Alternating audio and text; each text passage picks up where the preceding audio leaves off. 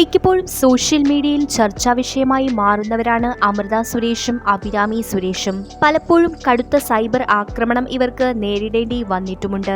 കഴിഞ്ഞ ദിവസവും ഇതിനെതിരെ അഭിരാമി പോസ്റ്റിട്ടു. നടൻ ബാലയുമായി വേർപിരിഞ്ഞ ശേഷം അമൃത വലിയ മാനസിക പീഡനം അനുഭവിക്കേണ്ടി വന്നിട്ടുണ്ട്. ഒരിക്കൽ അമൃത ഈ വിഷയത്തിൽ പൊട്ടിക്കരഞ്ഞ് സംസാരിച്ചിരുന്നു.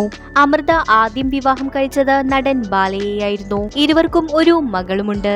പിന്നീട് ഈ ബന്ധം വേർപിരിയുകയും അമൃത സംഗീത സംവിധായകനായ ഗോപി സുന്ദറുമായി പ്രണയത്തിലാവുകയും ആയിരുന്നു.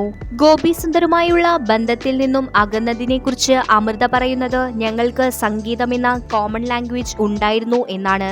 ഞങ്ങൾ തമ്മിൽ അടിയും ഇടിയും വഴക്കും ഉണ്ടായിട്ടില്ല എന്നും രണ്ടുപേരുടെയും നയങ്ങൾ ചേരില്ലെന്ന് കണ്ടപ്പോൾ സമാധാനപരമായി പിരിഞ്ഞു എന്നും അമൃത വ്യക്തമാക്കി.